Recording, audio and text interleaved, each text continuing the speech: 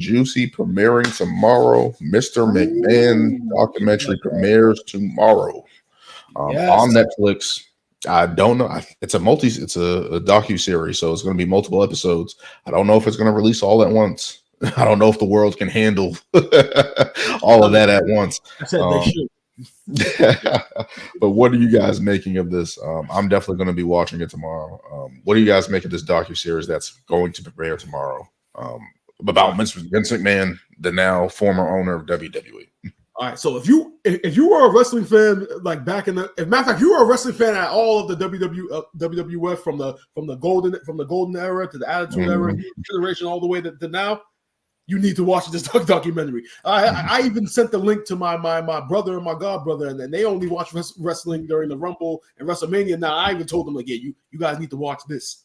because this guy is the reason why we have this podcast, the reason why all these other wrestling podcasts exist. People covering WWE. Whoa. So are you saying this wrestling podcast wouldn't have existed if it was Eric Bischoff? Is that what you're saying? We have a different conversation. No, Eric Bischoff has even said himself that if WCW had ended up winning, that Turner Broadcasting wouldn't have had like a WCW network with WWE stuff on it. They would have just killed WWE and just left it dead, as opposed to what we did, still like showing the content and everything. But But I am looking forward to this documentary. I mean, I'm a huge documentary guy. When WWE used to release their stuff, when it's WWE on A&E, those documentaries.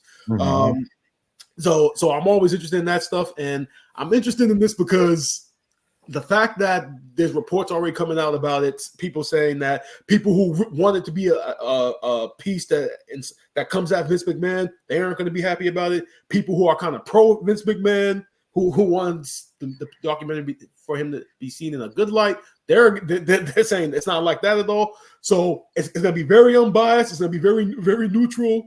I saw another report today saying that like the documentary isn't going to reveal anything that we as wrestling fans already don't know. So that's going to be interesting. I just want them, honestly, I would love for them to just go into the decision to continue the show the night Owen Hart died. I would love for the documentary to touch on that, and I'd love for Vince to just explain that decision.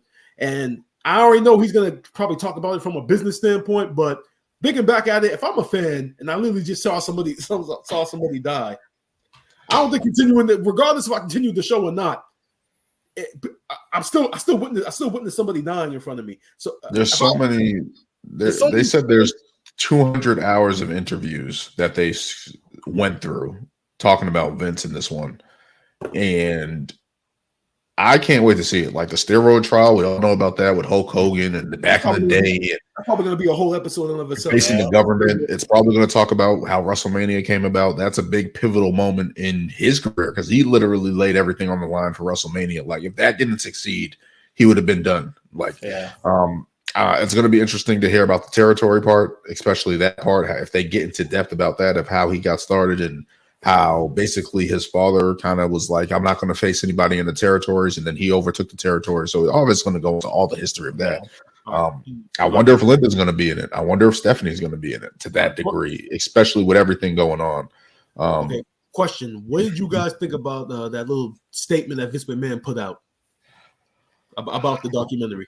What else is he supposed to say? I guarantee there's info about his new charges or case or whatever that probably isn't going to paint him in the best light, and that's probably where, or there's going to be things where they like he did this in this situation or he did that in this situation, and it probably doesn't make him look like the best. And this is why I'm very excited, because I feel like we all know the mystique, we all know the on-screen character, we all know the stories, but it's also crazy to think how this guy works and how he's been doing it for so long.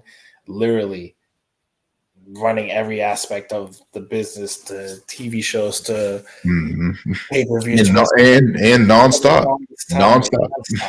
Like you even hear it, like, and then you see him on Men's Health magazine, super jacked and everything. You're like, how is this dude still running at this pace? Is like, is he just on continuous cocaine? I don't know. he's found the way to make it work for him. I don't know. Like, to think how Vince operated, just like from the little clips I seen, is like, yeah, he'd work all on Raw and then go work out and sleep for 3 hours and then do it all again. Like, how does someone like that still function and keep going and then create this monstrosity of a company? You know, it's like, I want to actually, and the first thing they show in the trailer is like, no one really knows who I am. So like, to actually hear him talk maybe more about himself, how he does things, how he books things, how he used to book things. I don't know. I want to know more of that aspect. I am interested to see what they say about the allegations. I don't know if they'll actually touch light on that. Highlight, yeah, they'll just highlight it. Like, you know, it's all still ongoing. There's no, you know, verdict or anything yet. So, I mean, Netflix could have put the kibosh to this, and they didn't. Like WWE could have put like. I'm sorry to interrupt you, Dan, but I found that very interesting about this whole thing. The fact that they're releasing it now, knowing months from now that the Raw is going to debut on Netflix, and it's like you just what was it? What was it? $2 billion deal. So you just signed with literally having WWE come on your platform, $2 billion, and literally now this documentary is coming out, which could like somewhat tarnish the legacy of the brand that you just paid $2 billion for. So I mean, that's why it's interesting. Another thing about it is that WWE, I mean, Netflix has been losing money. That's another thing. They need to bring as many people, as many eyes to the product, to their product, even though Netflix has been one of the most successful companies that everyone uses Netflix. Who doesn't use Netflix, right? But in terms of people who potentially, they're still trying to figure out how to get new subscribers, new people to watch. Maybe this is the start of it. Hey, watch this documentary. Maybe you like wrestling. Maybe you don't. You attract new fans with it. People watch Netflix, just random shit on Netflix anyway. So it's like, if someone, an extra 5 million, 10 million people click to see this, maybe they get interested in subscribing, watching Raw. So I can understand it from that standpoint, but it's just like, usually when these type of scandals come out and stuff like that, companies usually pull the plug, and we've seen Netflix pull the plug on certain things that they don't want to continue. Yeah, and you see the production, you hear the people are filming, and then all of a sudden it just stops. Like, many companies have done that. Yeah. So for them not to do this, they must have really figured out a way to be like, okay, we're going to paint both sides of this guy and make it fair. I think that's what they're ultimately going to try to do. Because as crazy, you need to be crazy to do this. Yeah. Like, you need to be crazy to do it how Vince did it, man. Like, it's not, I can't even imagine running a company that big every day. Every day. But you know what this whole situation, like, you guys brought up the whole, you know, you're bringing WWE to Netflix and then dropping a documentary on him. But I think it also shows the magnitude of post WWE without Vince, and to see the heights that it's been brought up to, the WrestleMania, everything. Like it's hot again. Almost like the documentary is going to be kind of like a close of that chapter. Yep. Like I say, like, here it is. This is what it was. Here's what it was. Yep. We get it.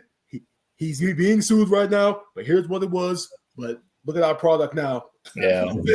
And then this is just scathing, because you hear all the stuff after. Like, Randy Orton, he did an interview and he was like, yo, I can actually take time off and spend time with my family and not have to worry about my job security or anything like that.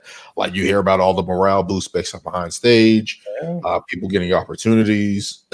I think even in interviews, one of his best people, Undertaker, who has been by Vince forever, has kind of tried to distance himself in little ways, like through interviews and stuff like that. So it's like, it's very telling that people are trying to separate themselves from Vince.